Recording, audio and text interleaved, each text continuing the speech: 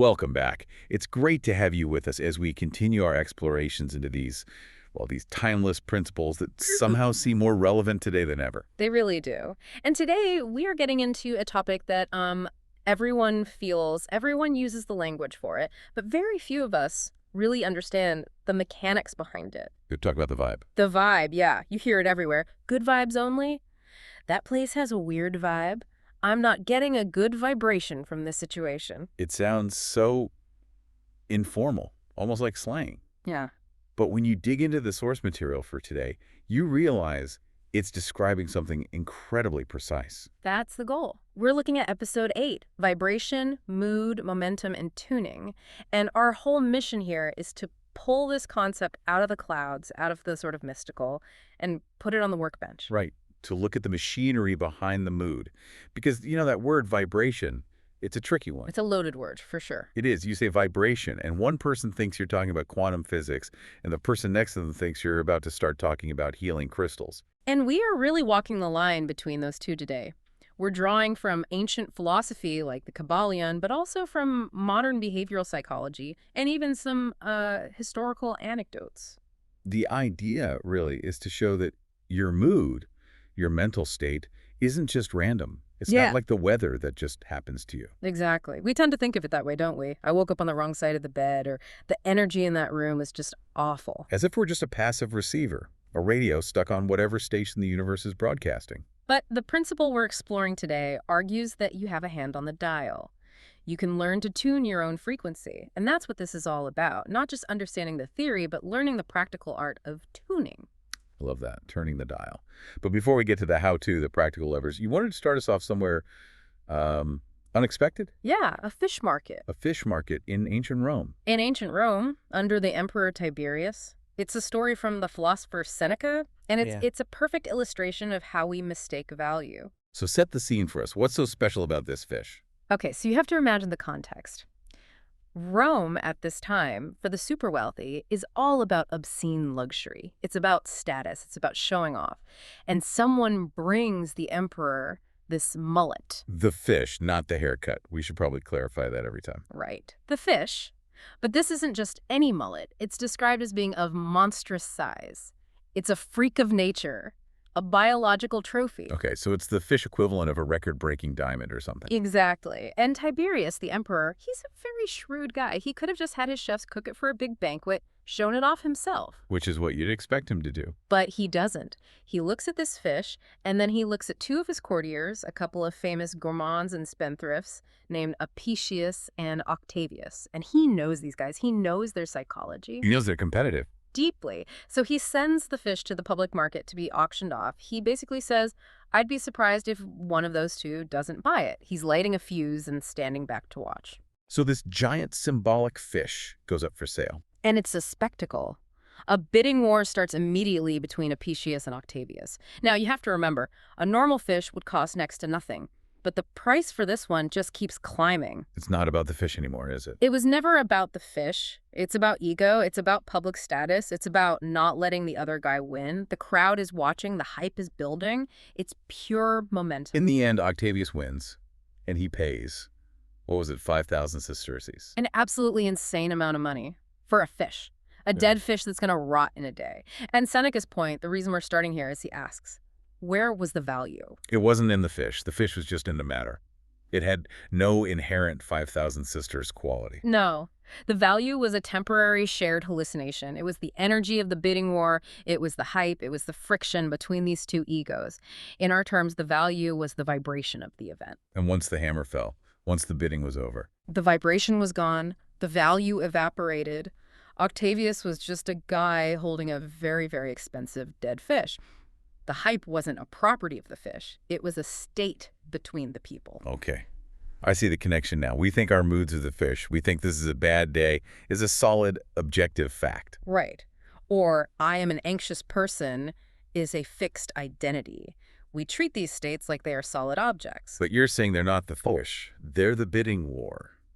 They are fluctuating states of energy that have momentum but aren't permanent. They are not permanent. They are not solid. And that brings us right to the core principle for today from the Kybalion. It's the third Hermetic principle, the principle of vibration. And the quote is so simple. Nothing rests, everything moves, everything vibrates. Nothing rests. I mean, on one hand, that sounds a little exhausting. It can, but on the other hand, it's the most liberating idea there is, because if nothing rests, it means that being stuck is an illusion. It means even the thing that feels like a brick wall is actually in motion. It's just a pattern of motion that you haven't learned how to change yet. And that's our mission today. We want to understand the mechanics of these mental states so we can learn how to tune them instead of just being at their mercy. I love that. Turning from a victim of the noise into the tuner of the instrument. And, just before we get into the physics of this, a quick note. If this episode helps you, please hit like and subscribe for the next one. It's a huge help and lets us know we're on the right track. So let's define this properly. What do we even mean by vibration? Let's move past the fish market. Well, the sources start with literal science. You look at the desk in front of you or the wall. It looks solid. It feels solid.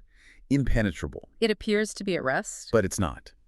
If you could zoom in, past the surface, past the molecules, down to the atomic level, it's mostly empty space. It's just a cloud of electrons spinning around a nucleus at incredible speeds. It's pure energy in motion.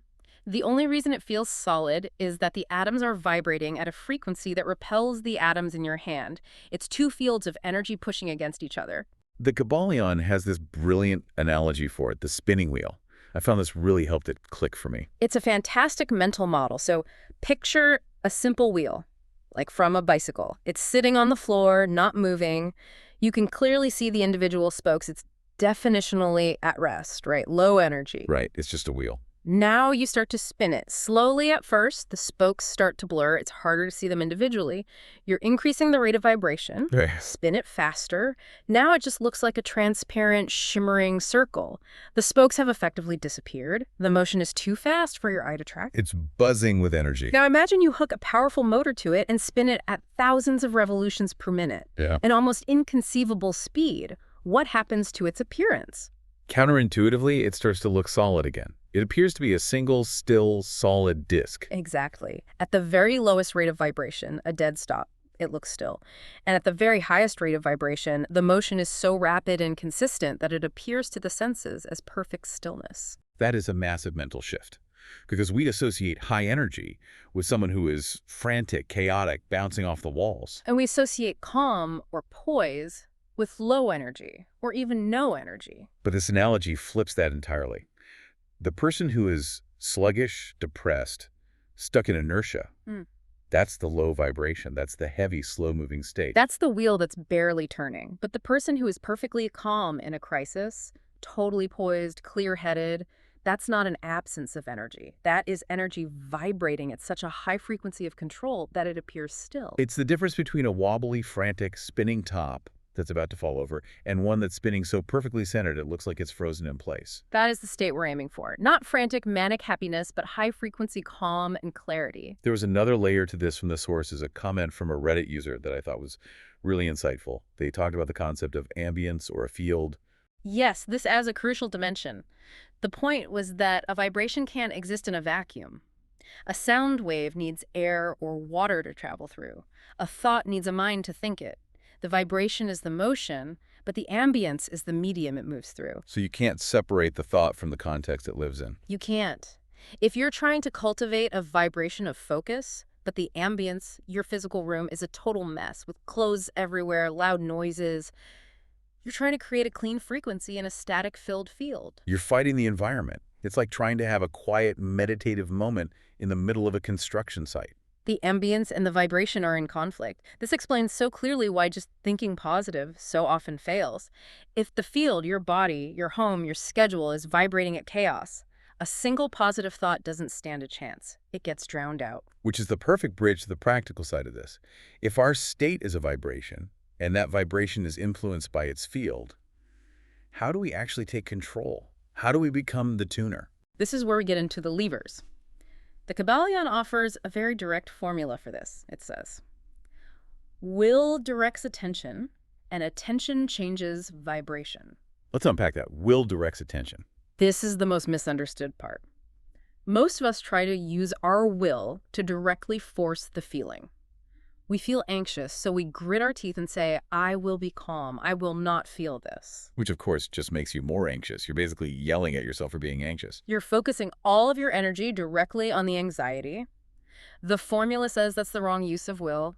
Don't use your will to fight the feeling. Use your will to move the flashlight of your attention. You don't fight the darkness. You just point the light somewhere else. And wherever you point the light of your attention, that's where your energy flows. And that area begins to vibrate more strongly. This is our first practical lever, attention focus. The sources call this the what you focus on expands principle. It's fundamental. Let's take that anxiety example. You have a big presentation. You feel that knot of fear in your stomach. That knot is a physical vibration of fear. If you put all your attention on it, oh God, my stomach hurts. What if I mess up? Everyone's looking at me. The knot is getting tighter. You are literally feeding that vibration. You are turning up the volume on the fear station. You're amplifying the signal. Exactly. But if you use your will, and it does take conscious effort, to move your attention onto the task itself. Okay, what's the first slide? Let me review my opening line. Where is my water bottle? Well, what happens? You're not fighting the fear. You're just ignoring it. You're starving it of attention. You're withdrawing your energy from the fear vibration and investing it in the preparation and action vibration. The fear might still be there in the background, but you've turned its volume down by turning another station up. It's like changing the channel on a TV. The scary movie is still technically being broadcast on Channel 4, but if you're watching the cooking show on Channel 5, it doesn't really affect you. And if you keep your focus on Channel 5 long enough, you almost forget Channel 4 is even there. Now, I have to ask the obvious question here. It sounds simple, but in the moment when that fear is really screaming at you, it feels impossible to just look away. It's not easy, it's a skill. Your brain's threat detection system, the amygdala, is designed to lock your attention onto perceived dangers. It's a survival mechanism. It wants to keep its eyes on the tiger in the bushes. Precisely. Yeah. So learning to consciously redirect your attention away from an internal psychological tiger is a form of mental strength training. It's a muscle you have to build. You practice with small anxieties so you have the strength to do it with big ones. Okay, so that's the first lever, attention.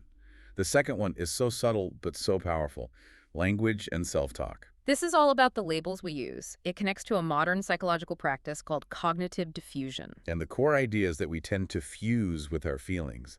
We don't just feel anger, we say, I am angry. We make it our identity. And that little phrase, I am, is one of the most powerful vibrations in language. It implies a total, permanent state of being. I am angry means that in that moment, your entire self is composed of anger. It makes the feeling feel solid and inescapable. It does. The tuning here is to use language to create a little bit of space, to diffuse from the emotion. So instead of I am anxious, you practice saying, I am noticing a feeling of anxiety. It sounds like a tiny change, just a little semantic trick. But say it out loud. Feel the difference. I am anxious feels heavy.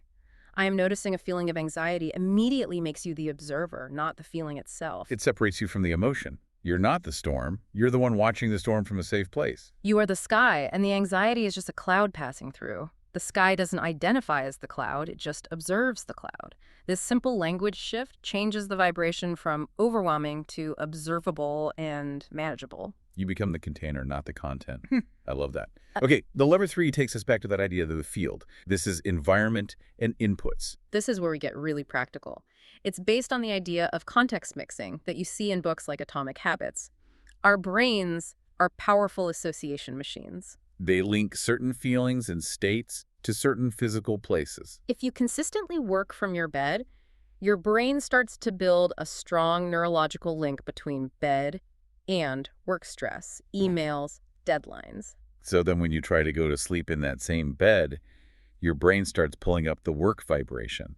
It's ready to solve problems, not to rest. And the opposite is also true. When you try to work from bed, your brain is pulling up the sleep and rest vibration. The result is this muddy, dissonant state where you can't work well and you can't sleep well. You've mixed the frequencies. You've mixed them.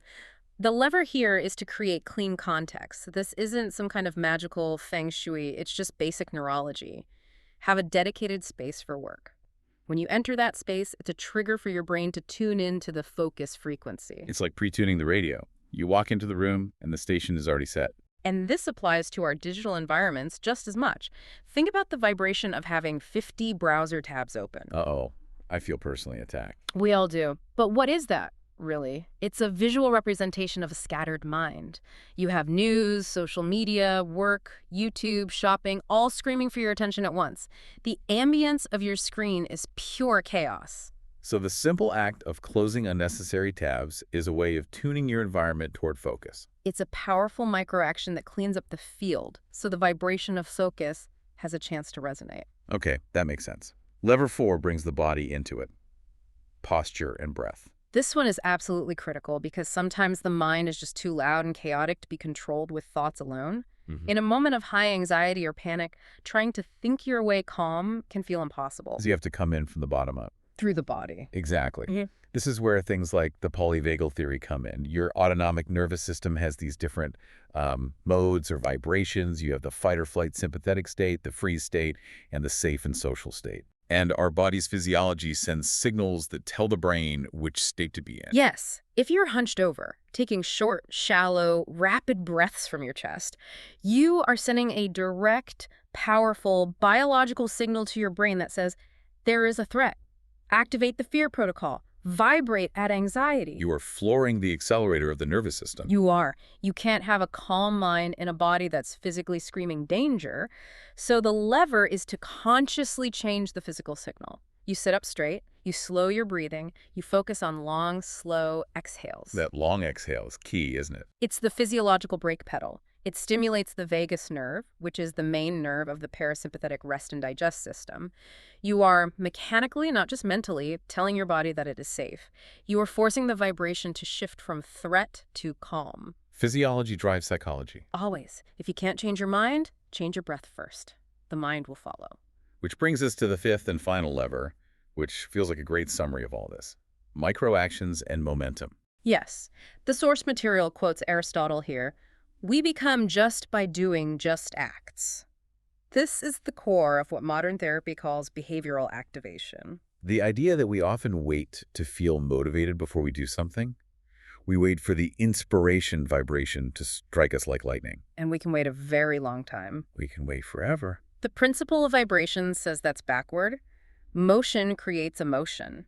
Action creates the feeling. You don't do the dishes because you feel clean and organized. You do the dishes in order to feel clean and organized. The action is the tuning fork. You strike it, and then your mind starts to resonate with that frequency. It stabilizes the new vibration. Thinking, I should be productive, is a weak signal. Actually, tidying one corner of your desk is a strong, undeniable proof action. It proves to your brain that the vibration has shifted from inertia to activity. It's like basic physics. An object at rest stays at rest. An object in motion stays in motion. The microaction is just that first little nudge to overcome inertia. Exactly. So the lever isn't clean the whole house, it's put one dish in the dishwasher.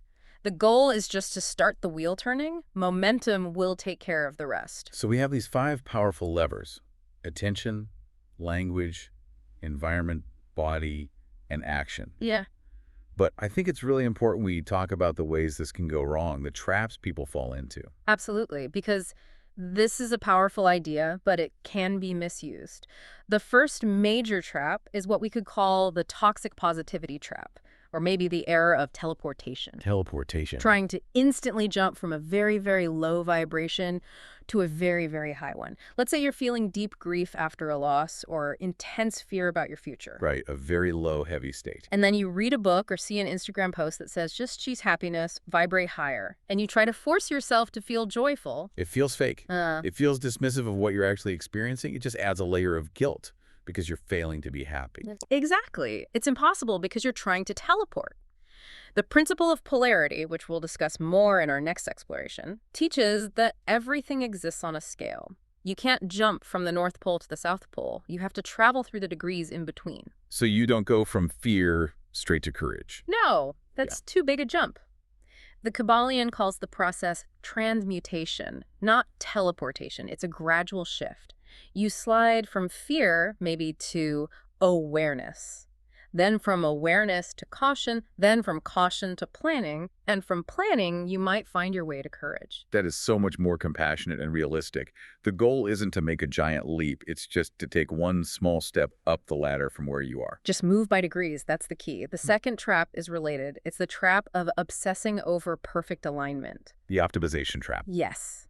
This is where you become hyper-vigilant about your own mental state. You're constantly checking in. Am I vibrating high enough? Was that a low vibe thought? Oh no, I feel a bit negative. I must be doing it wrong. You turn the tool for liberation into a new form of self-judgment. And you end up creating a constant background vibration of neuroticism and anxiety about your own anxiety. You're so busy polishing the instrument, you never actually play any music. The goal isn't to achieve a permanent, unshakable state of bliss. The goal is resilience. The goal is knowing how to retune when you inevitably get knocked out of tune, because life will knock you out of tune. And this is where we need to put up a really clear guardrail. This is important. This whole principle of vibration is not about blame.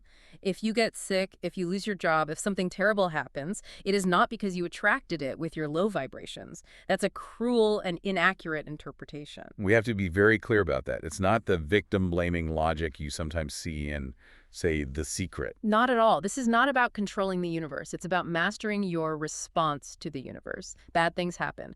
The question is, how do you tune your inner state so you can navigate those things with grace and strength rather than being shattered by them? It's internal architecture, not external magic. Okay, that's a crucial distinction. So with that in mind, let's get even more specific. Let's walk through the tuning approach with a few concrete examples. The sources call this sliding the scale. Yes, let's use that principle of polarity.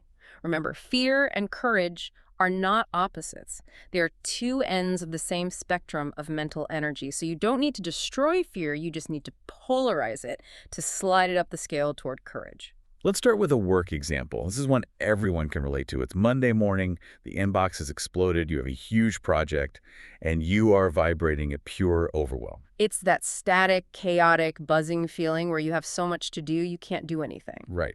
And the trap, the teleportation mistake, would be to try and force yourself to feel excited or totally zen about the workload. Which is just not going to happen. The gap is too wide, so what's the tune? Where do you slide to from chaos? You slide towards order. Exactly. Not completion, just order. You don't focus on finish the entire project. That's too far away. The tune is the next right step. So the action isn't write the report. The action is open the document. Or even smaller, the action is find the file. Or tidy the one stack of papers on my desk related to this project. It's a single, tiny, ordered action. And what does that do? The moment you perform that one ordered act, you have interrupted the frequency of chaos. You've introduced a new note, a vibration of order into the field. And once that note is playing, it's easier to play another one. It starts to create its own momentum. The wheel begins to turn in the right direction. It's a small victory, but it's a victory. Okay, example 2, relationships. This one was from that Reddit story. A user gets a long, hurtful, accusatory text message from someone they're dating. A classic emotional trigger. The immediate reflexive vibration is anger, defensiveness, hurt. And the impulse is to fire back immediately, to match that low, aggressive vibration with your own. Right. You think that's bad? Let me tell you what you did. That's called induction. Their low-frequency storm is inducing a storm in you. And if you hit send on that angry reply, you are locking yourself into that low vibration. You're choosing to live in that storm. So what's the tune? What did the user do? They remembered that old Stoic wisdom from Seneca. Delay is the remedy for anger. They used the lever of, well, inaction. They put the phone down, they waited. So they didn't suppress the anger or pretend it wasn't there? No, they felt it. They just refused to let it drive their actions. They let time create some space. And as they waited, the intense hot vibration of anger naturally started to cool. It slid down from rage to irritation, then to disappointment. And from that cooler state, they could think more clearly. Exactly. They were able to look at the situation and realize, this isn't a fight I need to win. This relationship isn't right. They were able to tune into a higher vibration of self-respect. And from that state, they sent a calm, firm, boundary-setting text that ended the conversation rather than escalating it. They protected their own peace. That's a huge win. They refused to descend into the mud. They chose to stay tuned to their own station rather than letting someone else change their frequency. That is a profound act of self-mastery. Okay, third and final example, habits. The common state of sloth or inertia. You know you should go to the gym or meditate or do whatever habit you're trying to build, but you feel glued to the couch. A very low, heavy, dense vibration. It feels like gravity has been turned up. And again, the trap is to try to jump from sloth to workout beast. It's too big a leap. So the tune is simply motion. Any motion. We use the Goldilocks rule from Atomic Habits here. The action needs to be not too hard, not too easy, but just right to get you started, an anchor routine. So the goal isn't go for a 5-mile run. The goal is put on your running shoes and socks. That's it. That's the whole task. Can you do that? Most people could manage that. Of course. But the magic is, once your shoes are on, the probability of you walking out the door goes up exponentially. You've taken the microaction that proves a new vibration. You've tuned the frequency from stillness to readiness for motion. Motion creates emotion. You act your way into the feeling. You put on the uniform and you start to feel the part. This is so practical. It's not about grand gestures. It's about tiny, deliberate nudges on the dial. That's all it is. Tiny nudges consistently applied. All right, I want to make this even more real for everyone listening. The notes have a guided exercise called Tune and Prove. I think we should walk through it right now. Let's do it. So, unless you're driving, just take a moment wherever you are. You can do this with your eyes open or closed. Okay, step 1.